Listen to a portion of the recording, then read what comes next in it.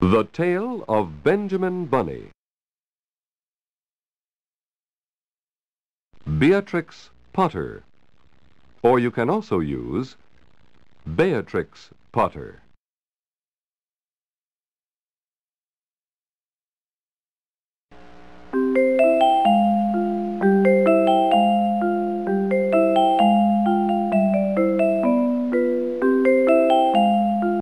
Benjamin Bunny.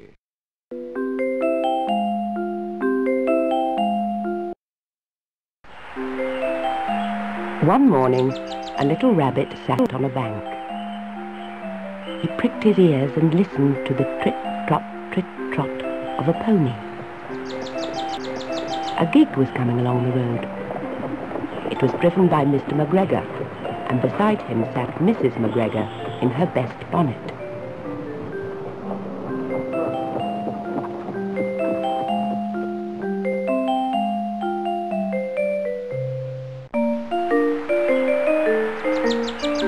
As soon as they had passed, little Benjamin Bunny slid down into the road and set off with a hop, skip and a jump to call upon his relations, who lived in the wood at the back of Mr. McGregor's garden. That wood was full of rabbit holes, and in the neatest, sandiest hole of all lived Benjamin's aunt and his cousins, Flopsy, Mopsy, Cottontail and Peter. Old Mrs. Rabbit was a widow. She earned her living by knitting rabbit wool mittens and muffetees. I once bought a pair at a bazaar. She also sold herbs and rosemary tea and rabbit tobacco, which is what we call lavender. Little Benjamin did not very much want to see his aunt. He came round the back of the fir tree and nearly tumbled upon the top of his cousin Peter. Peter was sitting by himself. He looked poorly and was dressed in a red cotton pocket handkerchief. "Peter," said little Benjamin in a whisper, "who has got your clothes?"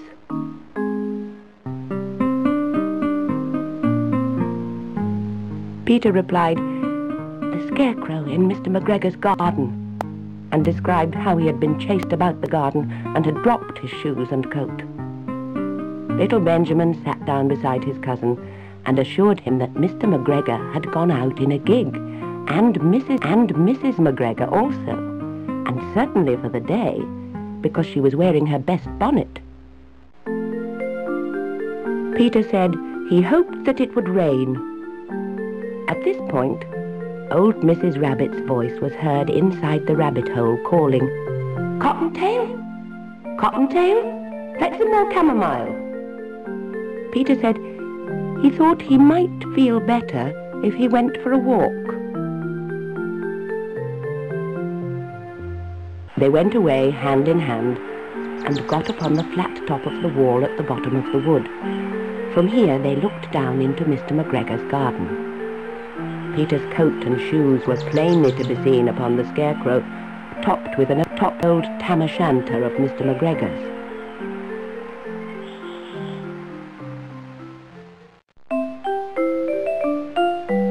Little Benjamin said, "It spoils people's clothes to squeeze under a gate. The proper way to get in is to climb down a pear tree."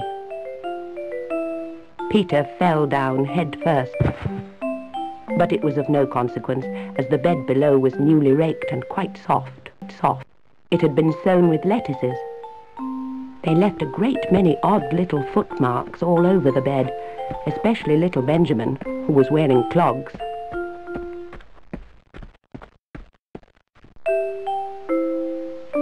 Little Benjamin said that the first thing to be done was to get back Peter's clothes in order that they might be able to use the pocket handkerchief. They took them off the scarecrow. There had been rain during the night. There was water in the shoes, and the coat was somewhat shrunk. Benjamin tried on the tam o' shanter, but it was too big for him. Then he suggested that they should fill the pocket handkerchief with onions as a little present for his aunt. Peter did not seem to be enjoying himself. he kept hearing noises.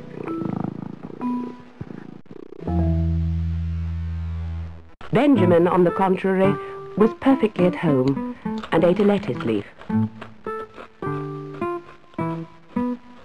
He said that he was in the habit of coming to the garden with his father to get lettuces for their Sunday dinner. The name of little Benjamin's papa was old Mr. Benjamin Bunny. The lettuces certainly were very fine. Peter did not eat anything. He said he should like to go home.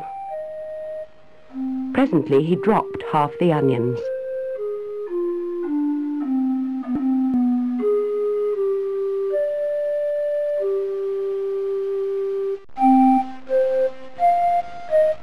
Little Benjamin said that it was not possible to get back up the pear tree with a load of vegetables.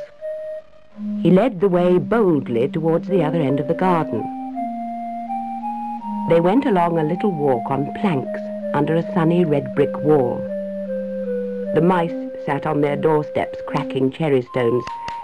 They winked at Peter Rabbit and little Benjamin Bunny. Presently, Peter let the pocket handkerchief go again.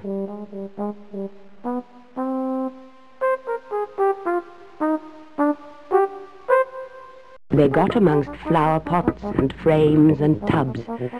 Peter heard noises worse than ever. His eyes were as big as lollipops. He was a step or two in front of his cousin when he suddenly stopped.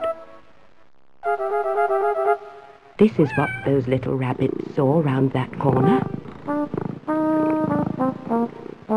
Little Benjamin took one look, and then, in half a minute less than no time, he hid himself and Peter and the onions underneath a large basket. The cat got up and stretched herself, and came and sniffed at the basket. Perhaps she liked the smell of onions. Anyway, she sat down upon the top of the basket.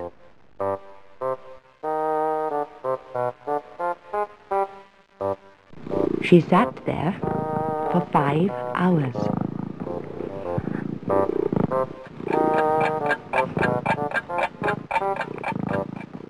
I cannot draw you a picture of Peter and Benjamin underneath the basket because it was quite dark and because the smell of onions was fearful. It made Peter Rabbit and little Benjamin cry. The sun got round behind the wood, and it was quite late in the afternoon. But still the cat sat upon the basket.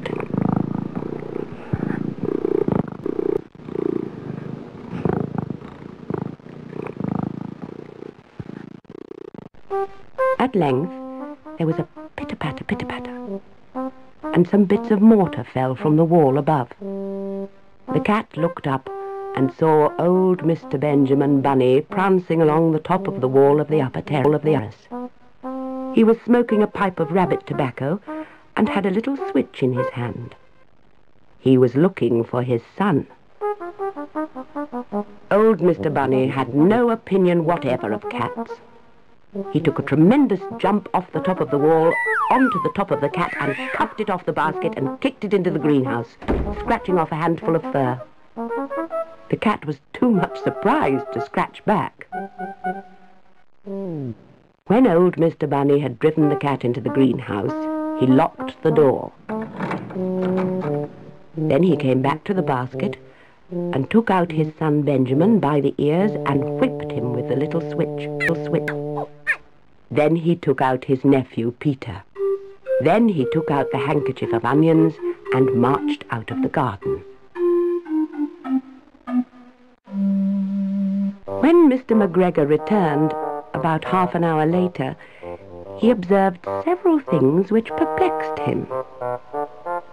It looked as though some person had been walking all over the garden in a pair of clogs, only the footmarks were too ridiculously little.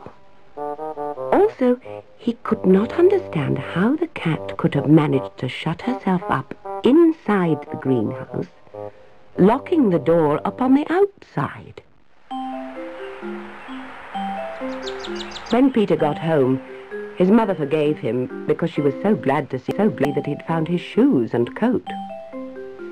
Cottontail and Peter folded up the pocket handkerchief, and old Mrs. Rabbit strung up the onions and hung them from the kitchen ceiling with the bunches of herbs and the rabbit tobacco.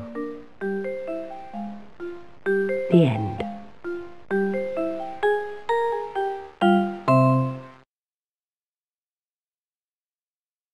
Old Mrs. Rabbit.